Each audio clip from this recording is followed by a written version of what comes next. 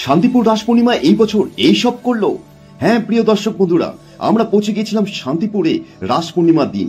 আর আমরা পৌঁছে কি দেখলাম, এই বছর শান্তিপুরে কোথায় কি ধরনের থিমের উপর প্যান্ডেল করা হয়েছে এবং কোন জায়গায় কিরকম ভাবে সাজিয়ে তোলা হয়েছে, সম্পূর্ণটাই আপনাদের দেখাতে চলেছি একটি ছোট ভিডিওর মাধ্যমে, যেখানে আপনারা দেখবেন এই বছর শান্তিপুরের বিশেষ কিছু সেরা প্যান্ডেল এবং আপনাদের সামনে তুলে ধরবো এই বছর শান্তিপুরে সেরা কিছু লাইটিং, যা এই বছর প্রত্যেক মানুষের মন জয় করতে বাধ্য করবে। এমনকি আপনাদের সামনে তুলে ধরবো এই বছরের বিশেষ এই ধরনের সেরা থিমের সুবিশাল প্যান্ডেলগুলি। তাই ভিডিওটি একটু স্কিপ না করে আপনাদের প্রত্যেককে সম্পূর্ণ ভিডিওটি শেষ পর্যন্ত দেখবার অনুরোধ থাকলো। এবং আপনাদের সামনে তুলে ধরবো রাস পূর্ণিমার দিন শান্তিপুরে কিভাবে জনজোয়ার এখানে নজরে পড়লো। কারণ আমরা প্রত্যেকেই জানি নদিয়ার শান্তিপুর এই রাস পূর্ণিমাকে কেন্দ্র করে এক বিশেষ উৎসবে সুসজ্জিত হয়ে ওঠে। আর বাংলার বিভিন্ন প্রান্ত থেকে কিন্তু মানুষ এই শান্তিপুরে এসে পৌঁছয় এই রাসযাত্রা উৎসবটিকে উপভোগ করবার জন্য। তবে এই বছর আপনারা শান্তিপুর স্টেশন থেকে বেরিয়ে রেল লাইন ক্রস করে সর্বপ্রথম পৌঁছে যেতে পারেন এই মণ্ডপে, যেখানে আপনারা দেখতে পারবেন প্রতি বছরের ন্যায় এক বিশেষ মেলার আয়োজন করা হয়েছিল। আর এই বছর এখানে প্যান্ডেলের থিম ছিল অপেরা হাউস। দেখতে পাচ্ছেন সম্পূর্ণ সাদা রঙের এই অপেরা হাউসের ডিজাইনে কিন্তু এই মণ্ডপ সজ্জাটি করা হয়েছে। আর সামনে মণ্ডপের ভেতর দেখা গেল বাইরের অংশে কিন্তু এখানে প্রতিমা রাখা হয়েছে, যাতে মণ্ডপের ভেতরে ভিড় না জমাতে হয়। এখন আপনারা চলে আসতে পারেন এই সুসজ্জিত লাইটিং দেখে রেল লাইন ক্রস করে এপারে। আর এপারে আসলে সর্বপ্রথম আপনাদের বাহাতে পড়বে পুকুরের উপরে তৈরি করা এই মণ্ডপটি। প্রতি বছরই কিন্তু এখানে এরকম ভাবেই এই মণ্ডপটিকে সাজিয়ে তোলা হয়। তারপর আপনাদের সামনে পড়বে এরকম সুবিশাল এই লাইটিং এর গেটটি। তারপর আবারও আপনাদের বাহাতে পড়বে এই মণ্ডপটি, এটিও কিন্তু যথেষ্ট সুসজ্জিত। আর দেখতে পাচ্ছেন রাস পূর্ণিমার দিন সন্ধেবেলায় কত মানুষের ভিড় জমেছে এই মণ্ডপের ভেতরে প্রবেশ করবার জন্য। কারণ মণ্ডপের ভেতরে প্রবেশ করলে যে আপনারা দেখতে পারবেন এখানে বেশ সুন্দর এক থিমে সাজিয়ে তোলা হয়েছে মা কালীকে। দেখুন কত সুন্দর একটা থিমের মধ্যে কিন্তু আমরা দেখতে পাচ্ছি এখানে মা কালীকে সুন্দরভাবে সাজিয়ে তোলা হয়েছে। এই মণ্ডপের ভেতরে আপনাদের নজর পড়বে এরকম ধরনের বিভিন্ন ঝাড়বাতি। এরপর আরো কিছুটা এগিয়ে আসার পরই আপনাদের বাহাতে পড়বে এই মণ্ডপটি। তারপর সোজা কিছুটা এগোলেই আপনাদের বাহাতে রাস্তায় পড়বে এই মণ্ডপটি। এর ভেতরে কিন্তু এখানে বিশেষ থিমে সাজানো হয়েছে। ভেতরে দেখতে পাচ্ছেন আনন্দবাজার পত্রিকা, তার মধ্যেই দেখা যাচ্ছে রাধা কৃষ্ণকে। এরপর মেন রাস্তা ধরে একটু এগোলেই আপনাদের বাহাতে রাস্তার উপরেই পড়বে এই বিশেষ থিমটি। প্রতি বছরই কিন্তু এখানে এরকম ওপেন একটা থিম তৈরি করা হয়, যেখানে দেখতে পাচ্ছেন কৃষ্ণের জীবনকালীন কিছু সময় এই থিমের মধ্যে দিয়ে ফুটিয়ে তোলেন শিল্পী। মেন রাস্তা ধরে সোজা আরো কিছুটা পথ এগোলেই আপনাদের বাহাতে পড়বে সুবিশাল এই মণ্ডপটি।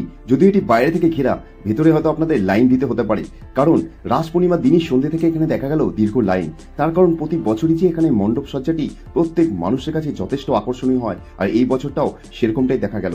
এই মণ্ডপে প্রবেশ করতেই আপনারা দেখতে পারবেন মণ্ডপের বাইরের অংশে এই ধরনের কিছু ডিজাইন, আর মণ্ডপের ভেতরে বিশেষ কিছু প্রতি বছরই থাকে এখানে। এবং এই বছর মণ্ডপের ভেতরে বিশেষ কি আছে আপনাদের সামনে সেটা তুলে ধরতে চলেছি। দেখতে পাচ্ছেন মণ্ডপের ভেতরের সজ্জা, কত মানুষের ভিড় এরই মধ্যে কিন্তু শুরু হয়ে গেছে। তার কারণ একদিকে যেমন মণ্ডপের ওপরের অংশ ও মণ্ডপের চারিদিকে দেওয়ালের এই ধরনের সুন্দর ডিজাইন, তার সাথে দেখা গেল মণ্ডপের মাঝখানে নারায়ণ পঞ্চমুখী সাপের ওপর শুয়ে আছেন, আর তার হাতে কিন্তু এরকম ভাবে চক্র ঘুরছে। বেশ সুন্দর এক থিম কিন্তু এখানে করা হয়েছে। প্রতি বছরই এখানে এই মণ্ডপটি কিন্তু এরকম ভাবেই সুন্দর সুসজ্জিত থিমে পরিবেশনা আমাদের সামনে তুলে ধরে, আর এই বছরও সেরকমটাই দেখা গেল। তবে এই বছর মণ্ডপের ভেতরে বিশেষ আকর্ষণ হয়ে দাঁড়িয়েছে এই পঞ্চমুখী সাপের উপরে থাকা এই নারায়ণ, আর যেটি দেখবার জন্য প্রচুর মানুষ কিন্তু ভিড় জমাচ্ছে।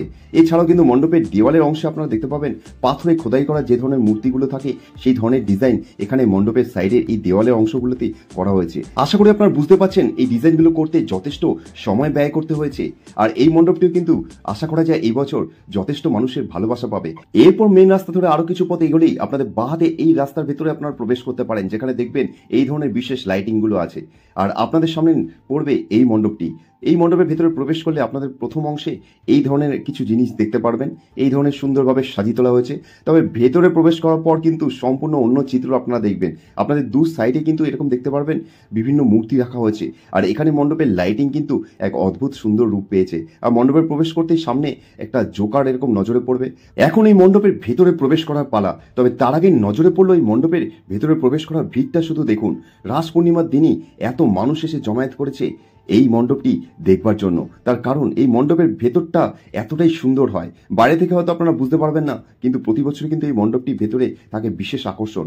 আর এই হলো এখানে ভেতরে থাকা প্রতিমা আপনাদের সামনে তুলে ধরছি। আর এই মণ্ডপের ভেতরে দেওয়ালের অংশে আপনারা দেখতে পারবেন এই ধরনের বিভিন্ন মুখোশ কিন্তু তৈরি করা হয়েছে। এটি এই মণ্ডপের বিশেষ থিম আপনারা বলতে পারেন।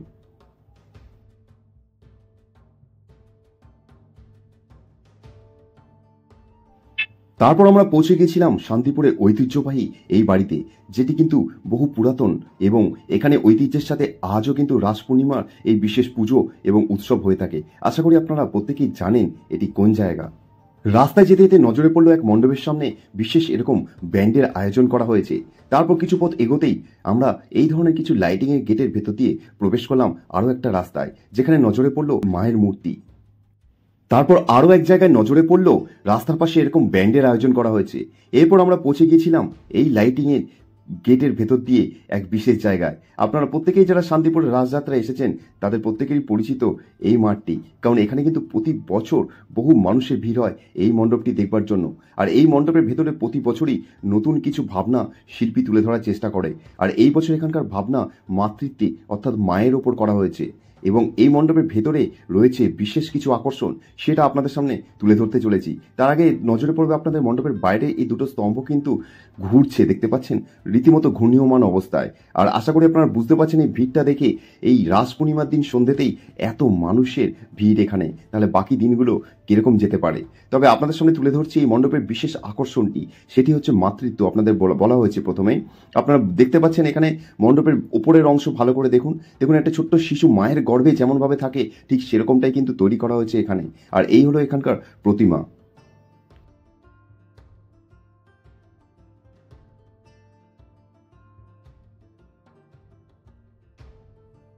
আর এই মণ্ডপের ভেতরে প্রবেশ করার লাইনটা আপনাদের সামনে তুলে ধরছি। দেখুন এরই মধ্যে এত বড় দীর্ঘ লাইন। এরপর আমরা পৌঁছে গিয়েছিলাম শান্তিপুরের ঐতিহ্যবাহী গোস্বামী বাড়িতে।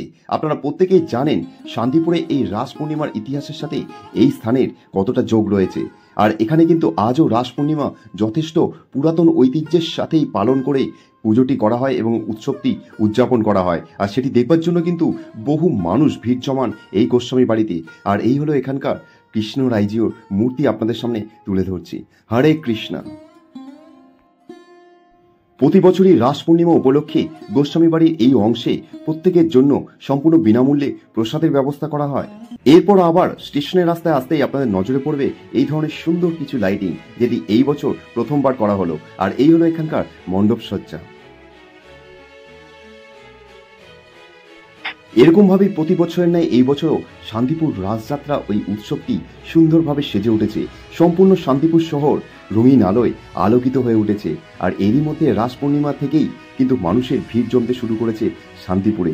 আজকে যে টোটো বা গাড়ি দেখছেন, এটা আগামী দিন থেকে কিন্তু সম্পূর্ণ রাস্তা নো এন্ট্রি হয়ে যাবে। আপনাদের পায়ে হেঁটে সম্পূর্ণ এই রাসযাত্রাটি ঘুরে দেখতে হবে।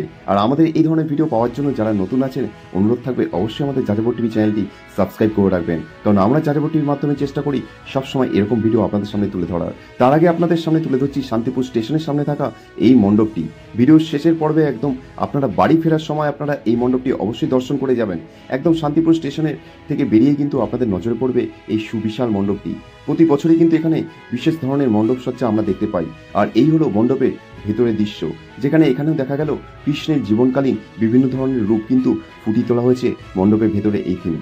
তো এরই মধ্যে আমরা ভিডিও শেষ পর্বে চলে এসেছি। সবাই ভালো থাকবেন, সুস্থ থাকবেন, ফিরে